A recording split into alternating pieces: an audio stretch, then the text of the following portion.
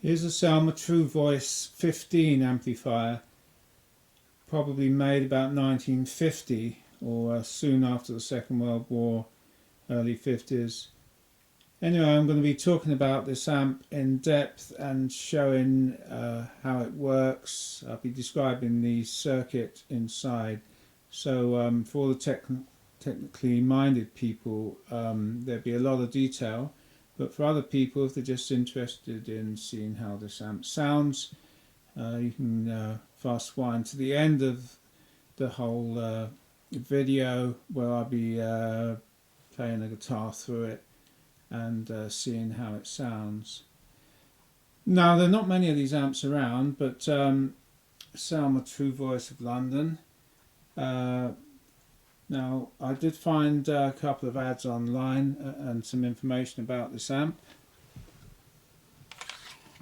For instance, here is a picture of the amp, a Truvoice 15 amp, 12-inch speaker, 200 to 250 volts AC or DC. I'll be talking about that in a minute. And here is also another picture of this amp, or one almost exactly the same, and showed with a lap steel. So it was obviously designed to be played with a lap steel or a microphone. Now there are only two controls on this, and on the top, tone and volume. This is the original one knob. The other knob's gone missing, unfortunately, which is a shame. It's got a little another knob there. The original handle still connected. Now, it's very heavy, this amp, so I'm surprised this handle has actually lasted this long.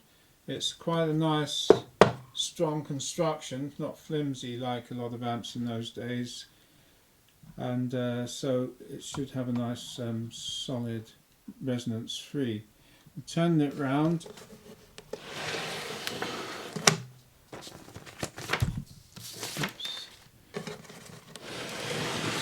back.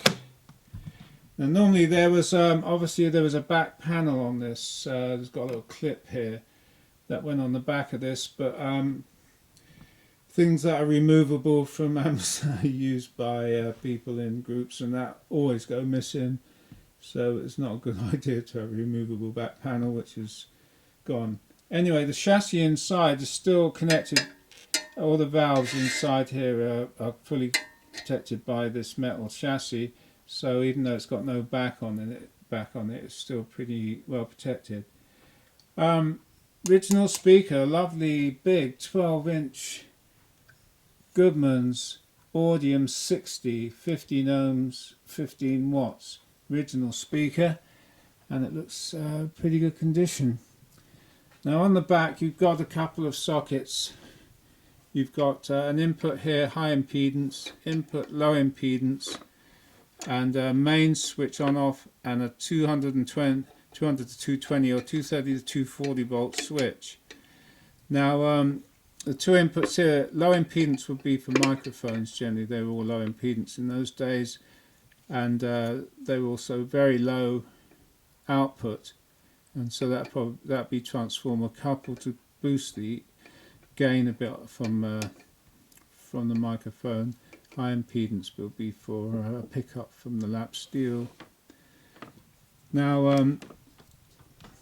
there's one thing I'll just say. I did make another short video about this, about if you buy these old amps, how dangerous they are if you don't know what you're doing, because as I showed you earlier in this ad here, it says AC or DC, which is very unusual. But after the war, about late 40s and early 50s, a lot of places didn't have AC distribution from the mains. They were in rural areas. They were still working on DC. So a lot of equipment still worked on DC, and especially record players or gramophones, radios. Now, this circuit would probably be lifted from a big gramophone and converted for guitar or PA, but they didn't convert the safety of the thing, because gramophones and that just have plastic knobs and no one ever connected anything to it. But if I'm just going to show you, if you connect this into the, like you plug a guitar into there, and I've got a meter here which is connected to show 0 ohms. I'll connect these two probes together. Meter shows that it's a dead short circuit, right?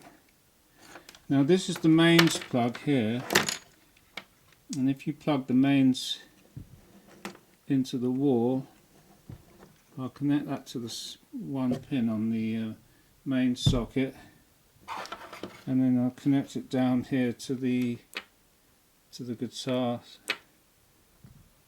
socket, and it's showing there's some sort of resistance there. Let's connect it to the other pin. Just connect it down there. I'll connect it to the other pin. And there's virtually a dead short from the mains plug, live or neutral. And if you plug this into your guitar, you'll be connected directly to the mains.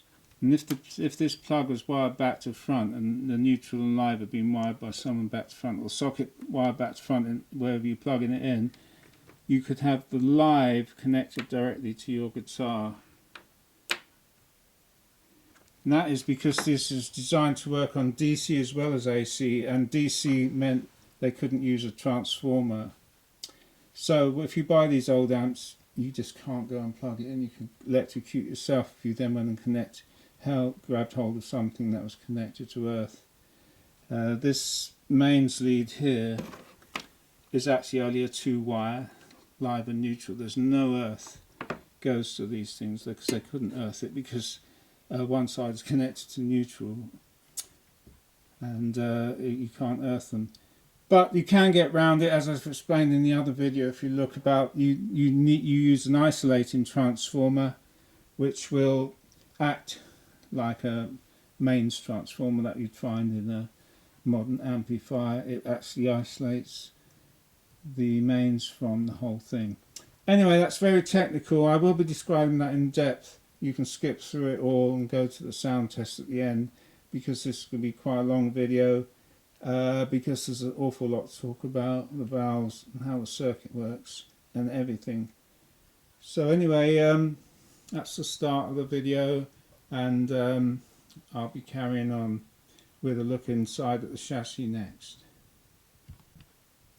Okay, I've taken the screws out the bottom of the case so I can get the chassis out to show you what's inside.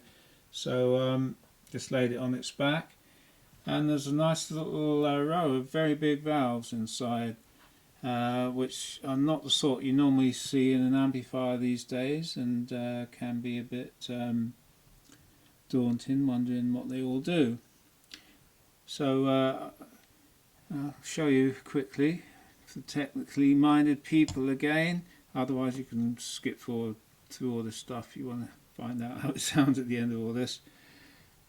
Just showing you the components here quickly. This is a nice big choke or inductor, which gets rid of the mains hum, and is very important. Without this thing would hum like mad. And this is the capacitor, just 2 capacitors inside for helping smoothing it with this inductor. Now, a couple of weird things that you wouldn't recognize inside here. Down here there's a big tall thing. You might wonder what it is. It looks like it's got a lot of wires on it, because it does have a lot of wires on it, and it's like a giant wire wound resistor. It's actually a ballast resistor, and was called a Beretta balanced resistor, shortened to Beretta, and it's used for dropping the mains voltage to the valve heaters. And there are a number of windings on here connected off. I'll show how that works in the circuit diagram later on. Anyway, let's have a look at the valves. Now I've taken them out and you can see the numbers on some of them. Anyway, numbers you won't recognise normally unless you deal with old stuff. A U31, a nice KT33C, and these ones are KTZ 63s. Now these are all original, the valves that it was built with, and notice how big they are, really big things. Anyway, I found the information about them. U31, this is actually a half-wave rectifier valve, so that's what's providing the AC mains down to DC. The KT33Cs, they're output tetraodes. Well, these are the power valves. There's two of them in there, so it'll be working in push-pull then. And then you've got the KTZ 63, and these are actually beam pentodes. Now normally when you see a valve like this with a connection on the top, that's normally the, you think that was the anode or the high voltage connection.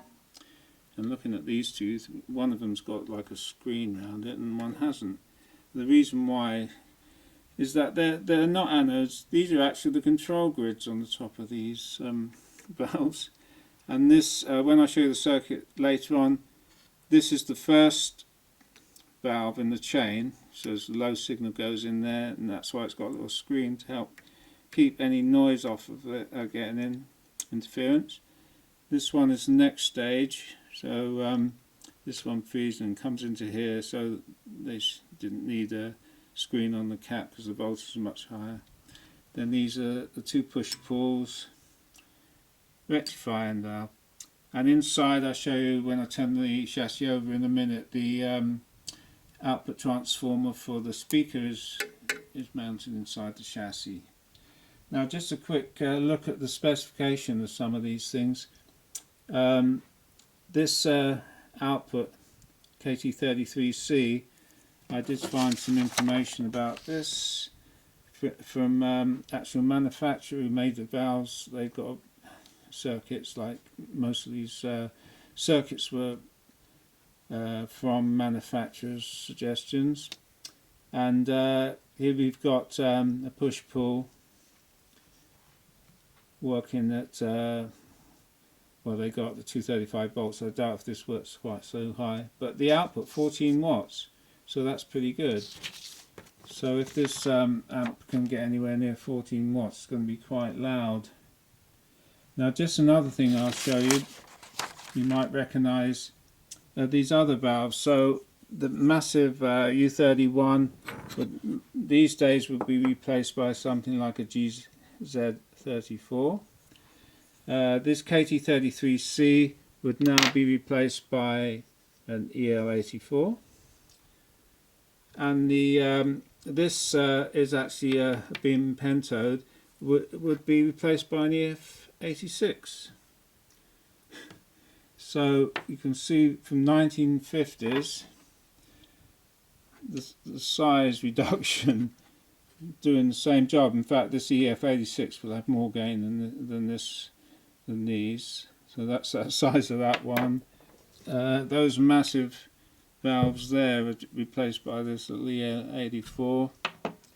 And the big rectifier valve, in fact, is only can only actually do half wave. And this GZ34 here has actually got two sections in it, so you can do twice the job of that big one. And of course the Beretta wouldn't be used anymore, but you would have a very big mains transformer in a modern amp. They couldn't really get a mains transformer in here. Well, they might have done, they might have been able to jam it in, but as explained earlier, they didn't have mains transformers in the early days, as they didn't think they needed them, as there wasn't a safety aspect to consider at first. Anyway, that's the valve complement. I'll be detailing the circuit and how it all works as we go along. Anyway, I'll turn the chassis over and we'll have a look inside. Okay, the inside of the Truvoice 15. Turned it over so we can look inside the chassis. I will be describing every single part on the circuit diagram later, but let's just go through the components. Now the mains wire here, as I said earlier, is just neutral and live, no earth. And that's coming, being switched by the on-off switch, and there's a switch which actually connects 240 or 220 volts. Might be useful later on to get the right voltage. Anyway, the output transformer to the speaker. I notice it's got a spare wire tucked away here, which must be the 8 ohm connection. The bottom of the smoothing capacitor is just a 2-segment. And we've got a buzz bar arrangement which is used in a lot of amps, vintage amps, which connects all the components connect into. Lots of old waxed covered components, all plenty of wax everywhere, a lot of wax on this transformer.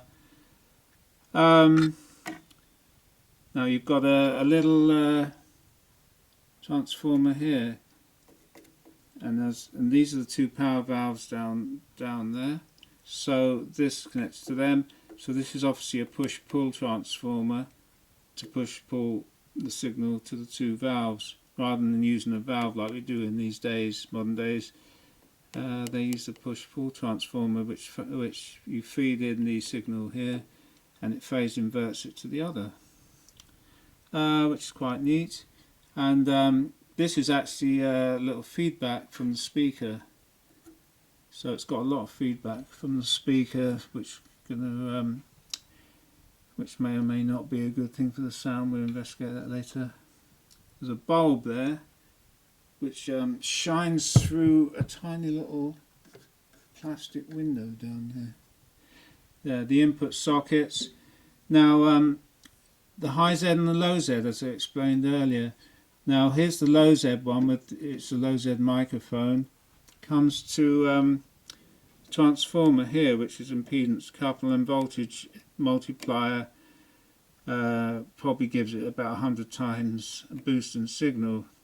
So it's got primary and a secondary.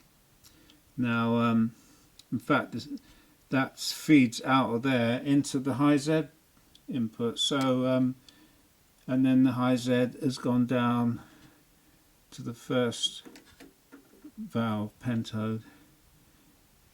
These 2 capacitors down here are on the cathodes of the 2 pentodes, with the resistors in there to give you the bias.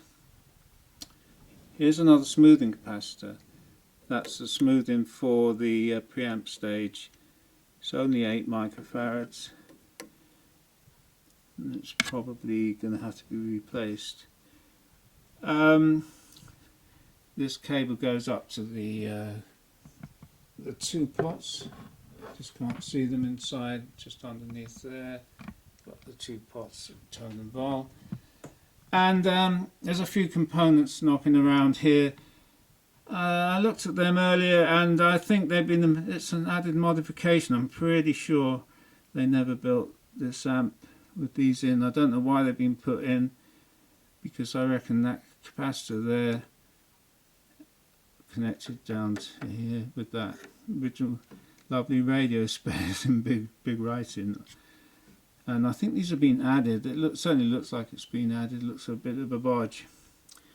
Now, just one more thing I noticed with these old amps. They've been all handmade, and this is actually a resistor here, about 240 ohms, which is the cathode resistor for the 2 push-pull valves. Rather than having one on each valve, they joined them together and used one resistor, which a lot of manufacturers did. And it's connecting to this buzz bar, which is the earth point. But I did notice, look, it's come unsoldered, or was never soldered very well in the first place. It just slides backwards and forwards now. So that would have caused a lot of problems if anyone's using this amp, especially if that was vibrating and giving it crackling like hell. So a lot of these connections look a bit iffy, but I mean it's just a matter of pulling them a bit with a pair of pliers to see if they move. So that's got to be redone. Got to check all the components, and I'm pretty sure this this capacitor and this other smoothing capacitor will have to be changed, because if they're not good and a good working real good, it's going to hum like anything, because it's only a half wave rectifier, which means the pulses of the mains will be pretty rough, and if they're not smoothed out, especially to the preamp stage, it's going to hum like anything. Anyway, there's lots to talk about how the heaters are connected in series, and how that Beretta works, the big ballast resistor, and how the interstage push-pull works and everything else. So I'll be describing that in depth as I've drawn out a circuit diagram, which took a little while, and I can show you how it works. And also I've got to test all the valves, which I can do on an AVO valve tester, and I'm gonna then it'd be a matter of after replacing any parts that are not any good, like the smoothing capacitors, you can ramp it up slowly, check all the voltage and see what happens.